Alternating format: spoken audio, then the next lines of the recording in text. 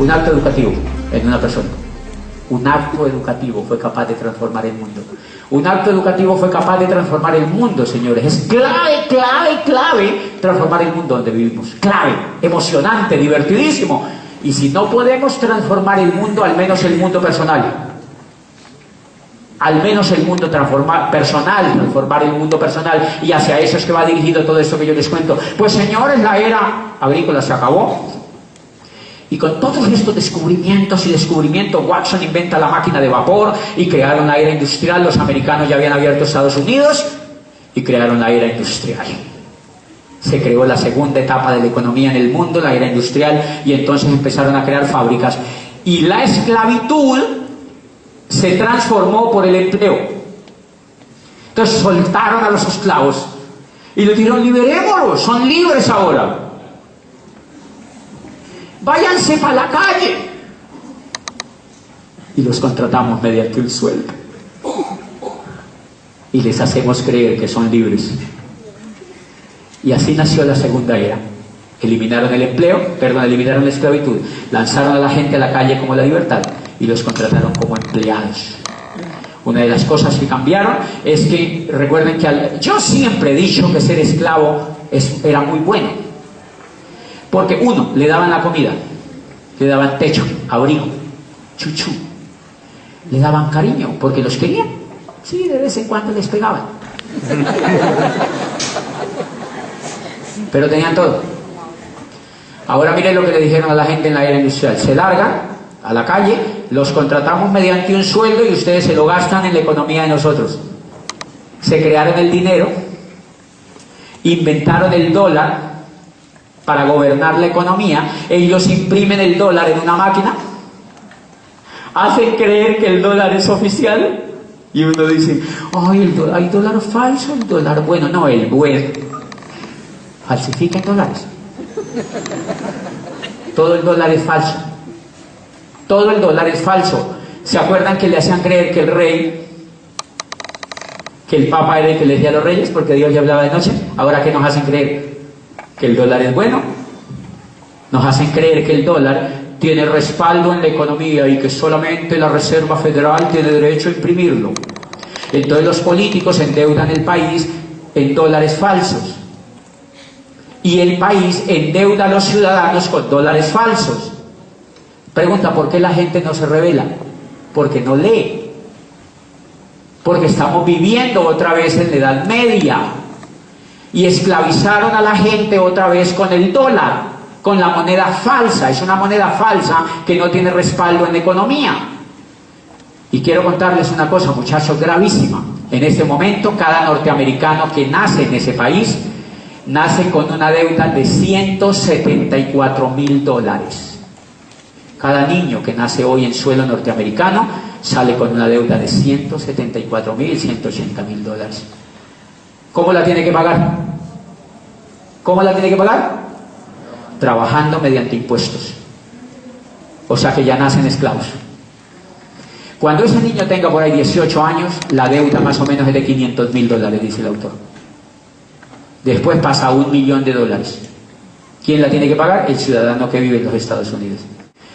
¿Colombia vive igual? Igual. Porque Colombia se endeuda,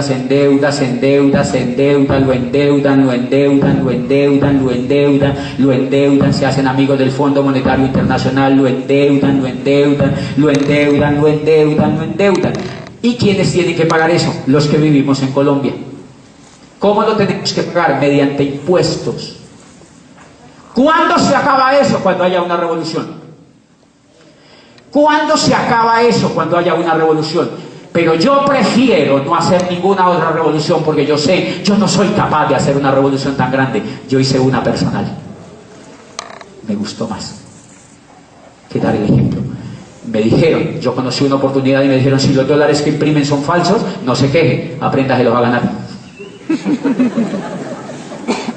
Y yo dije: ¿cómo así? Me dijeron: sí, todo el problema es que usted no se los ha aprendido a ganar. Problema educativo.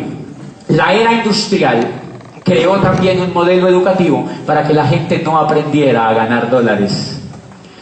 Crearon un modelo educativo para que los niños fueran lo menos creativos posibles.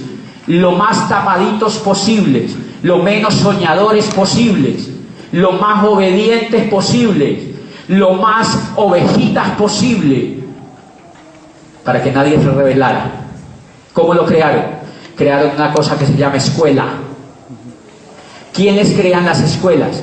El gobierno. La educación pública se la inventaron en Francia bajo el gobierno de Napoleón para poder mantener a la gente en paz, porque acaban de salir de una revolución. Y entonces era necesario poner a toda esa pobre gente a trabajar en las fábricas que acababan de nacer, porque Napoleón fue quien le abrió la puerta a la modernidad que llamamos hoy, a la era industrial, y crearon escuelas. Eduquen a todos esos pobres en esas escuelas. ¿Cómo los educan? Le ponen una profesora a los niños a que les enseñe tonterías. ¿Dónde están los ríos? ¿Dónde están a mí me enseñaron dónde están los ríos, los lagos, los riachuelos, las lagunas. Yo siempre le he dicho en todas partes donde voy, como si yo fuera a ser pescador. ¿Para qué rayos yo voy a necesitar dónde está el río Cauca? No tengo ni idea dónde pasa. De hecho, cuando voy en avión yo lo veo y yo digo, ¿ese será el Cauca? ¿Por qué no ve eso así? Yo digo, debe ser el Cauca. Y siempre que paso en avión veo las 3 cordilleras. Digo, esas deben ser las 3 cordilleras que me enseñaba la profesora. ¿Cuál será la central? Debe ser la que va por la mitad. ¿Para qué le enseñan a uno de niño esas tonterías? Entonces crearon la escuela. Pero miren cómo crearon la escuela. La escuela la crearon para que el niño desde por la mañanita lo metan allí, lo metan a esa escuela, y una profesora o un profesor le enseñe cosas que él no necesita.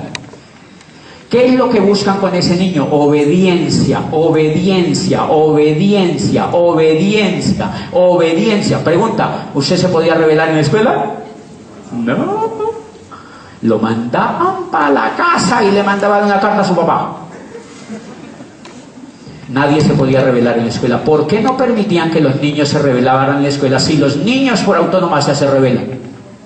Mire cómo se rebelan los niños. Yo tengo 4 sobrinitos chiquitos y yo los he disfrutado muchísimo mientras tengo los míos.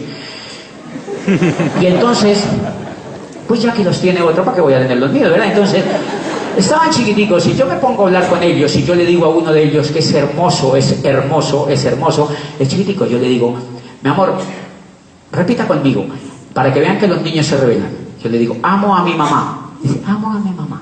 Mi mamá me mima. Dice, mi mamá me mima. Yo le digo, mimo a mi mamá, mimo a mi mamá. Mi mamá me ama, mi mamá me mima, mimo a mi mamá. Y le digo yo, me mamé de mi mamá. Y dice, ¡ah!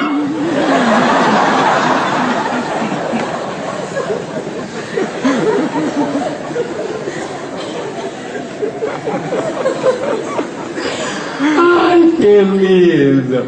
Me mamé de mi mamá.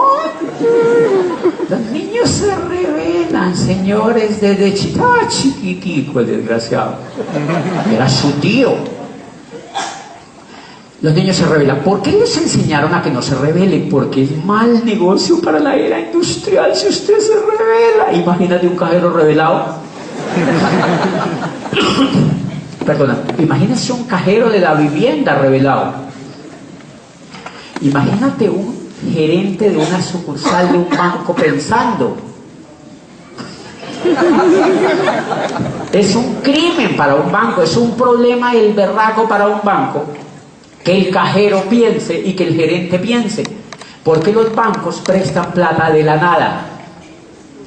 Hello. Los bancos, cuando la señora va a hacer un préstamo, lo que crean es un número digital. Ellos no tienen el dinero y la ponen a trabajar a ella a pagar un préstamo que ellos no tienen. Los bancos es la mayor estafa en la sociedad moderna. Los bancos prestan plata que ellos no tienen ni tendrán. Es un número ficticio que te hacen aparecer en la cuenta y te esclavizan por 30 años, por 20 años, por 10 años, por 5 años. Ellos pueden prestar 100 veces lo que tú metes en ahorros. O sea que prestan plata que no tienen. O sea que un gerente que piense es muy peligroso. Por eso los mandan a la Javeriana, por eso los mandan al ICESI, por eso los mandan a las universidades, porque, perdónenme con todo respeto, y yo les digo con todo el cariño y respeto, yo fui rector de una universidad durante 9 años. En las universidades no se piensa. en las universidades no se piensa, porque el régimen de las universidades y de la educación tradicional es que es prohibido pensar, porque si se piensa, se ataca el régimen. Y cuando hablo de régimen, no es del régimen político, es del statu quo de la sociedad. Por eso ustedes no han notado que siempre que educaron a este muchachito, que le hacían repetir. Repita. Yo entro a la facultad de Derecho, un tipo se para allá a explicarme, dice el Código Civil, y copia lo que está en el código. Y yo me empiezo a revelar y digo, profesor, ¿por qué me hace copiar lo que está en el código? Luego ya no está en el código copiado. ¿Para qué rayos lo voy a repetir yo otra vez lo que usted? ¿Para qué lo copia usted? Yo vuelvo y lo copio. Y yo vuelvo y se lo repito. Profesor, ¿qué pasa en ese coco suyo? No. No se puede revelar, desgraciado. Y menos si usted es huilense. Tipo recién llegaba, ya me voy a revelar. Yo me empezaba a revelar, profesor, pero ¿para qué me pone a copiar? Miren los terribles idiotas. Estos, cuando llegábamos al examen de Derecho Laboral, escondan todo. El profesor se paraba así, escondan todo. Silencio sepulcral. Escondan todo. Está copiando. 1, 0. Yo, es increíble la estupidez de la educación. Cuando uno sale de la universidad, todo es copiado. Todo es copiado, porque si yo soy abogado, litigante y soy amigo de la doctora que es fiscal, adivine dónde voy. Usted no sabe una jurisprudencia que gane este caso. Ella que me dice, sí, pero me gasta un helado. Y ya está. Y yo copio la jurisprudencia. Todo está en Google, nuestro gran amigo. Y entonces la universidad es tan estúpida que no deja a los niños copiar. No deja a los niños el colegio copiar. El jardín no deja copiar a los niños y los educan con miedo, con terror, para que ellos no piensen ni desobedezcan. Los sacan de las clases si ellos piensan y desobedecen. Y entonces crían a un niño estúpido, un niño que no piensa, y entonces ese niño, pero es más grave aún todavía lo que está haciendo la educación. ¿Por qué era buena ese tipo de educación? Porque el niño saliera a buscar empleo. ¿Cómo encontraba? Dios lo bendiga. El problema es que hoy pierde el tiempo porque ya no encuentra empleo. El muchachito sale de la universidad y llega ante el papá y le dice, papi, ¿no hay nada? Pues no hay nada, señores, porque la era industrial se acabó. Pero lo terrible que hace la educación es que saca un niño sin creatividad, saca un muchacho sin creatividad, saca un muchacho sin iniciativa, saca un muchacho sin emprendimiento, saca un muchacho que no es capaz de usar el coco, saca un muchacho a vivir en un país brillante como Colombia, pero no es capaz de transformarlo, porque no ha sido educado para transformar ese país. Son 5 años repitiendo tonterías y teorías tan absurdas como esto que les voy a contar. El conocimiento en el mundo se reforma cada 6 meses en este momento. Cada 6 meses cambia totalmente el conocimiento, y una carrera en la Javeriana dura 5 años. O sea que cuando uno egresa como 20 veces desactualizado. O sea, tiene uno que rehabilitarse después. Uno sale desactualizado a la enésima potencia y le entregan un cartón. Abogado. Son tan absurdas las universidades que en este momento están montando carreras de ingeniería industrial. Y la era industrial se acabó hace 15 o 20 años. Ya no vivimos en la era industrial, y hay gente en estos momentos estudiando ingeniería industrial. Increíble. Esos muchachos, yo siempre he dicho una teoría que yo digo, ellos, claro, cuando salen de la universidad, ellos les ponen un cono y se lo ponen en la cabeza. No coordinan nada. Ellos no entienden el mundo, les ponen un cono y ¡pum!, se los ponen en la cabeza. No son competitivos. Por eso es que yo digo que las universidades tienen franquicias de Ventolini a la entrada. ¿No han visto? Hace poquito le di una charla a una universidad en Bogotá y les digo, miren, por eso es que la universidad suya tiene una franquicia de Ventolini a la entrada, para que de una vez se vaya comprando el cono. Señores, es un descrédito en este momento la educación tradicional, un absoluto descrédito para la sociedad la educación que tenemos ahora. No sirve, no es competitiva, se pierde el tiempo. Tenemos que hacer una revolución personal, y cuando les digo una revolución personal no es solo que hagan esto, es la que tú quieras, pero tienes que hacer una revolución personal, tienes que hacer una revolución educativa, porque con lo que has vivido, con lo que te han enseñado, con lo que te dice la televisión que tienes que hacer, con eso no puedes triunfar en el mundo de hoy. Por eso una señora en México se me acercó, atendí hace poquitico. Y me dice, Diamante, yo tenía un sueño increíble que tú vinieras a México porque mi hijo quería oírte y me llevó un niño de 9 años, hermoso así. Y me dice, mi hijo quería venirte. Yo estaba hablando en el auditorio de la Universidad de México, de la UNAM de México. Y me dice, mi hijo quería escucharte en vivo porque te ve por YouTube, oye tus CDs y no sé qué. Y entonces le dije, el único problema, Diamante, es que mi hijo no quiere ir a la escuela. Entonces yo me quedo viendo a la señora y le digo, señora, la felicito, tiene usted un hijo brillante. Delante del niño. Te felicito, mi amor, eres brillante. Apréndete una cosa, le dije al hijo. A la mamá hay que quererla, pero no hacerle caso.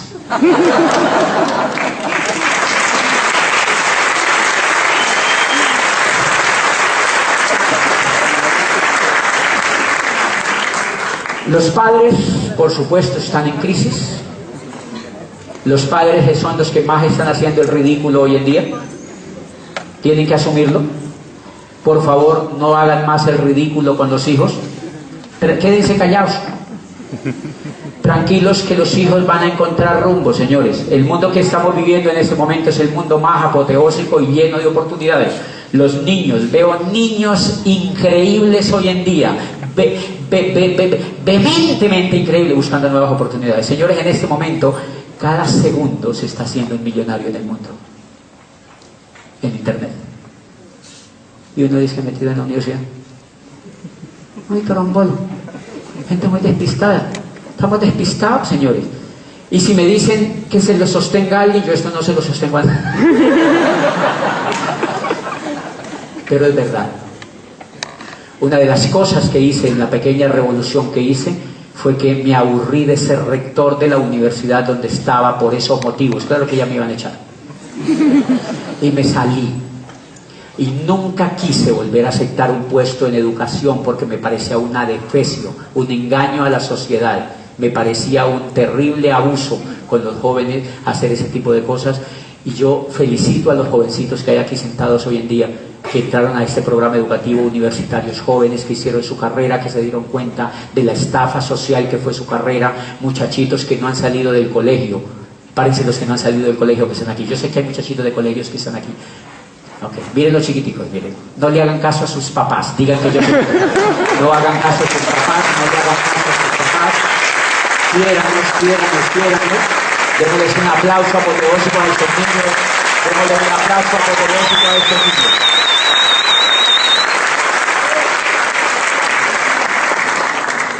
Los niños hoy en día ellos están viviendo en una etapa fantástica de la humanidad, la época más brillante que hemos vivido. Nunca habíamos tenido una explosión de tecnología, de creatividad y de crecimiento en el mundo como la que estamos viviendo hoy, de manera que esos niños pues solamente necesitan ser entrenados. ¿Qué revolución hice yo? Vamos a arrancar ahora sí, finalizando esta charla, porque mire, yo traigo presentaciones pero no las presento.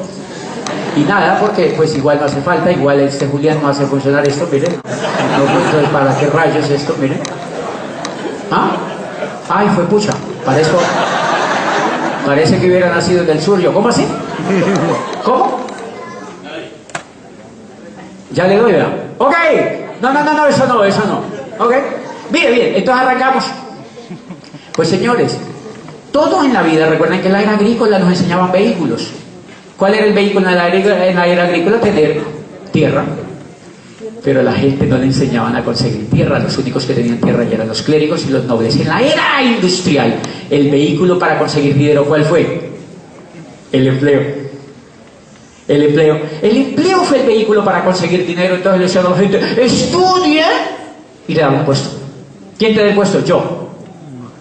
Entonces los ricos inventaron la educación, ese tipo de educación que les cuento pachuca y de mala calidad, donde nos mandaron a nosotros a esclavizarnos 7 años, 8 años, 9 años. Yo estudié 25 años, desde que soy chiquito, metido allá, aplastado en un puesto, repitiendo un poco de tonterías, para que me dieran un puesto mediocre como rector de una universidad para seguir engañando a más gente.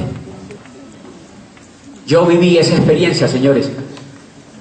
¿Qué logré? Conseguir un puesto. Por fortuna conseguí un puesto. En ese puesto tenía que trabajar 70 años. De 40 a 70 años para lograr... ¿Qué lograba? Una pensión. del 70% de lo que yo me ganaba. Lindo el negocio.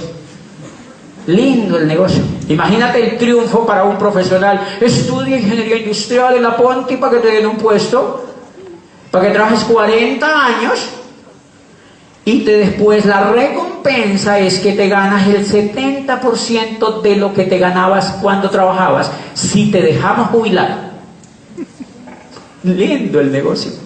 Y la gente se va a hacer cola todavía a las universidades. Esa es la promesa de la era industrial. Por eso uno termina así. Por eso uno termina así.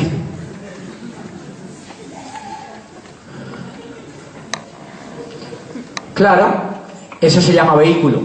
Eso se llama vehículo. Eso se llama vehículo. Entonces el vehículo en la era industrial que nos enseñaron a usar se llamaba empleo. Y ese empleo, imagínense, vamos a hacernos una imaginación rapidita en este momento. Imagínense, ¿cómo es su nombre? Que Andrés, tienes el mismo nombre de la pelota. Ok.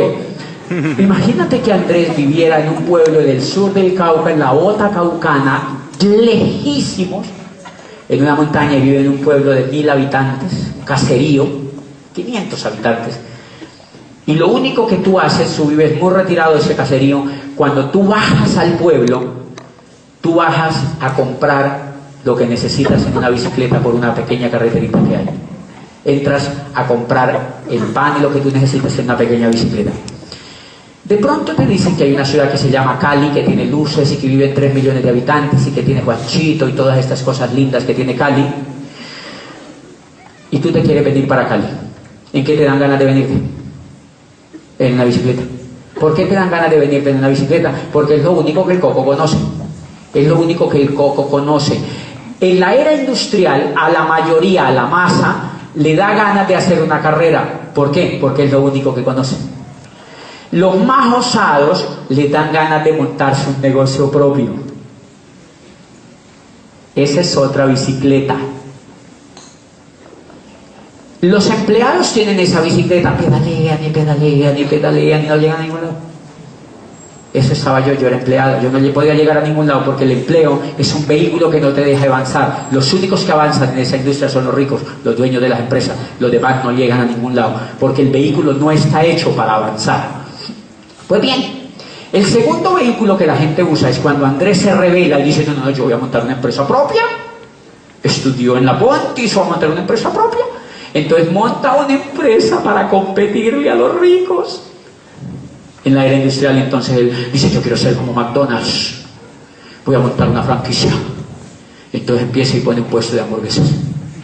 Entonces empieza a competirle al Corral, a McDonald's y a las grandes cadenas de alimentos del mundo porque él ignora cómo funciona la economía y monta un negocio propio que le llaman a usted. La mayoría de muchachos que salen y muchos de los que están sentados aquí montan negocios propios en la economía industrial que son llamados chuzos. ¿Por qué son llamados chuzos? Porque realmente no son empresas, son chuzos. Porque una empresa es un negocio que tenga mínimo 500 empleados. O sea que a uno lo educan es para montar un chuzos. ¿Por qué es un chuzo? Porque lo chuza la DIAN. Lo chuza Industria y Comercio. Lo chuzan los empleados, lo chuzan los proveedores, lo chuzan los chinos. Lo chuzan. Entonces, ¿qué tiene uno? Es un chuzo. Ese es otro vehículo. Es una bicicleta. Lo que pasa es que es una bicicleta sin galápago.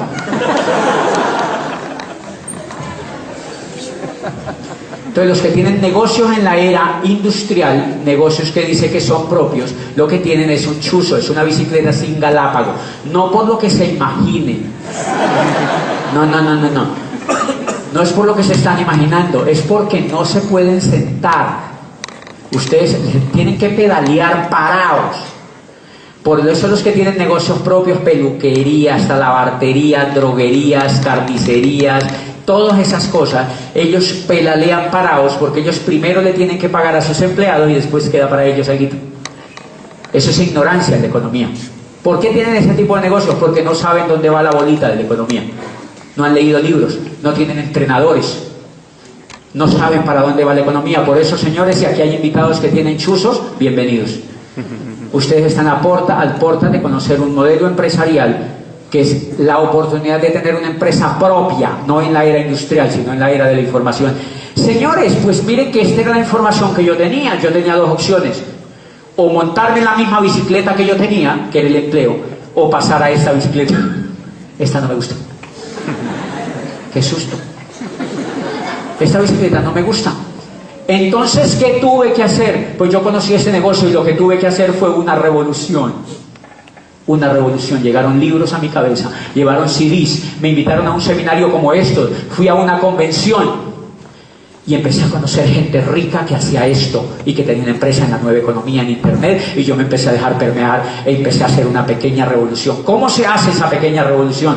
Se hace con educación, se hace con información, se hace con libros.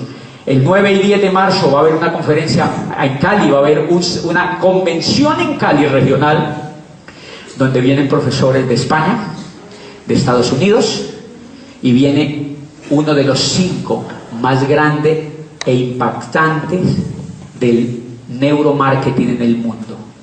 Se llama Jürgen Klein. Viene Jürgen Klein, viene Miguel y Pilar Aguado, que eran gerentes de la General Motors en España, y viene Pepe y Lady Cohen de Miami, inmigrantes que llegaron en una balsa a Miami y conocieron esta oportunidad y hoy son prósperos en la nueva economía porque conocieron. Estos son los profesores que vamos a tener en esa convención el 9 y 10 de marzo, y eso es lo que ayuda a hacer la pequeña revolución. Pues les voy a contar la revolución que yo... Miren lo que pasa si uno no se educa. Miren todos los vehículos que les he mostrado anteriormente a lo que nos lleva. Apaguen las luces de atrás, por favor, de donde están los muñecos. Eso, miren a dónde nos lleva, señores, si nosotros no nos educamos. Si nosotros permitimos que los niños sigan persiguiendo el empleo o que se eduquen para montar un chuzo, miren lo que terminan. Porque el sistema monetario que creó la era industrial está hecho para educar a la gente para que sea esclava. La forma como esclavizan a la gente hoy en día es mediante tarjetas de crédito, préstamos en los bancos, es mediante casas fiadas. Por eso usted no ha visto que los pobres son los que más televisores tienen. Vaya a un sector pobre y verá qué es lo que tiene. Plasma, porque en el plasma lo educan. Entre más televisión usted vea, más pobre se vuelve, porque el televisor se lo inventó la era industrial para educar a los pobres, para educar la gran masa de pobres, para educarlos de la siguiente manera. Yo empecé a observar esto. A mí me pagaban el sueldo, yo iba al supermercado y me faltaba dinero. ¿A alguien le ha pasado eso? ¿Me faltaba dinero? Yo sé por qué me falta dinero. Entonces yo iba a que me prestaran plata. Me prestaban plata de interés. Y después me aburrí de pedir plata prestada de interés, entonces saqué una tarjeta de crédito. Yo siempre, ¿por qué me falta plata? Claro, yo iba a ver televisión, yo era abogado. Salía de trabajar, me iba a ver televisión, y yo veía televisión, y la televisión me decía, ¿te falta plata? Tranquilo, tenemos Visa, Mastercard y American Express. Y yo dije, ¿en serio? Sí, aquí tenemos, coja suma. Y yo pasé una para acá.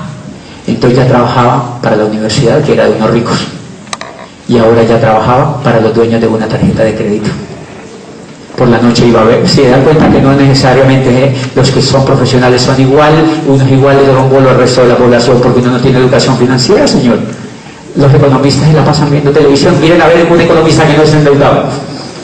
Busque un amigo que sea economista y dígale, ¿usted tiene deudas? Sí, estoy hasta el cuello, dígale. Lo agarraron también.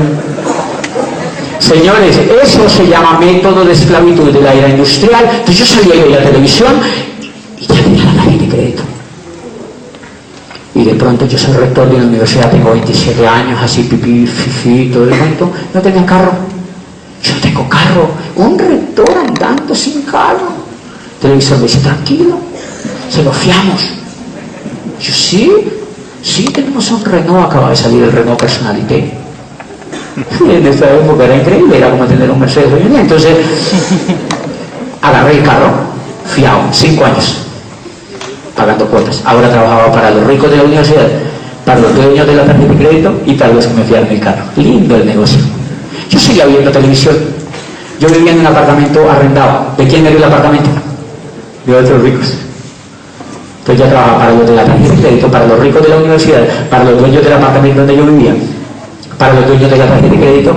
Y entonces yo sigo viendo televisión, la televisión me dice, tiene que tener tener casa propia. Televisor, no tengo plata. Te la fiamos. 30 años. Como las cuotas mensuales. Y yo pasé para acá y me saqué un apartamento fiado a 20 y pico de años. Yo empecé a ver y yo dije, no, pues yo tengo 30. Cuando yo termine de pagar esta casa ya no tengo ni próstata. O sea, esa es la forma como esclavizan a la gente en la era industrial. ¿Qué revolución dice? Mire la revolución que dice. Educación, usted necesita hacer una revolución. Y usted ha entrado a un modelo educativo donde le ayudan a hacer una revolución. Mire lo que yo encontré. Me leí un libro y mire lo que decía el autor de ese libro. Creemos que el trabajo es bueno solamente si lleva al trabajador hacia la libertad, la recompensa y la esperanza. Si su trabajo no es satisfactorio en lo personal, en lo psicológico y en lo financiero, lo mejor es que lo deje lo más pronto posible y se consiga otro que sí lo sea. Y yo, ¿cómo así? ¿Qué es eso? ¿Qué es eso? Una revolución. Y yo, ¿cómo así? Y empecé a leer más el libro y mire lo que decía abajo, otro libro que me cayó a mí. El mundo ha salido la idea de que terminó la era industrial y de que entramos en la era de la información. Los negocios como General Motors y Ford Motor Company pertenecen a la era industrial. Las franquicias son la frontera entre la era industrial y la era de la información, y los negocios de mercadeo en redes son la auténtica demostración de la era industrial, de la era de la información, porque trabajan sin terrenos, sin fábricas, sin empleados, solo con información. Y yo me empezaba como a incendiar. Coño, lo mismo que dijo Enrique Octavo. Yo, ¿quién hay que matar? ¿Qué hay que hacer? Y empecé, seguí leyendo y seguí leyendo, y yo seguí leyendo, y yo seguí leyendo, y miren lo que decía un profesor de Harvard. El network marketing surge hoy como el método de distribución más poderoso y el modelo de empresa más atractivo en la nueva economía. Y yo, uy, ¿qué tal que yo me hubiera montado un chuzo? ¿Qué tal que yo me hubiera montado un chuzo? El network marketing surge hoy como el método de distribución más poderoso y el modelo de empresa más atractivo en la nueva economía. Charles King, profesor de Harvard, que acaba de estar en Colombia enseñándole a muchos de los que están aquí sentados. ¿Quiénes lo vieron? Miren, invitados los que lo vieron viendo a ese profesor. Toda esta gente estuvo oyendo a ese profesor. Usted tiene que oír eso si va a la convención, porque va a tener una información potente. Y yo seguí leyendo y miren lo que dice el tipo. Que no, ningún otro negocio requiere costos tan bajos de ingreso, prácticamente sin gastos fijos significativos. No existen préstamos, hipotecas o dolores de cabeza por problemas de personal. Es por eso que muchos profesionales encuentran un estilo de vida que no los fuerza a elegir entre la familia o una vida financiera provechosa. Y yo leía, ¿qué estaba ocurriendo en mí? Una revolución. Y miren lo que seguía leyendo. El mundo del trabajo está cambiando y nunca volverá a ser el mismo.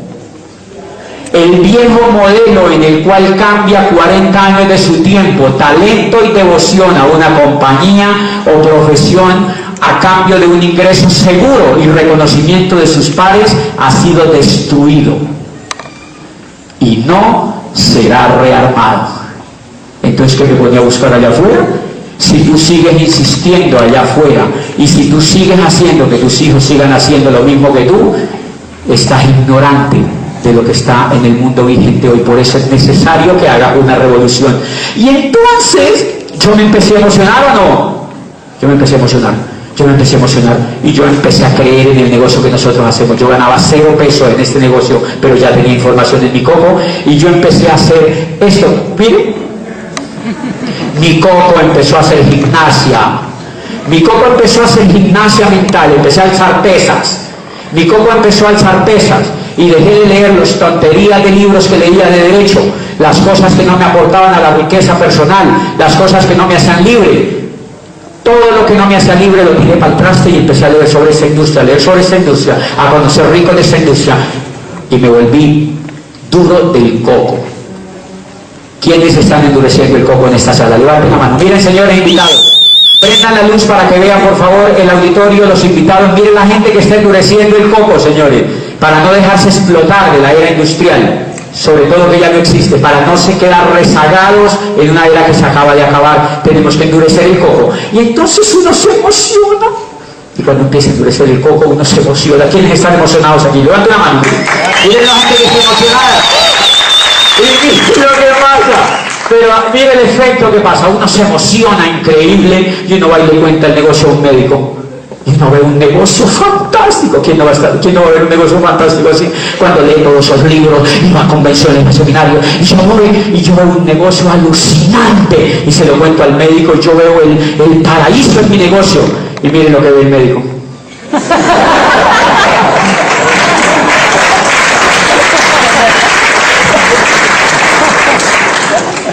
Aplaudan todos, por favor.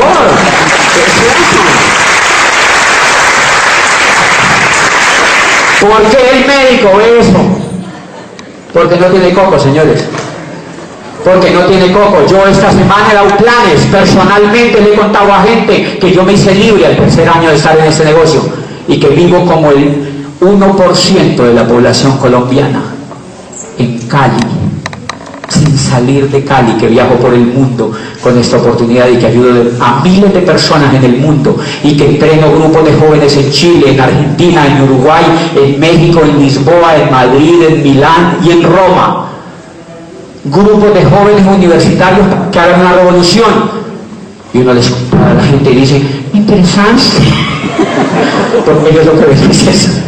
Nos vemos en la segunda parte. Lo que sigue es increíble, lo que sigue es increíble, lo que sigue es increíble.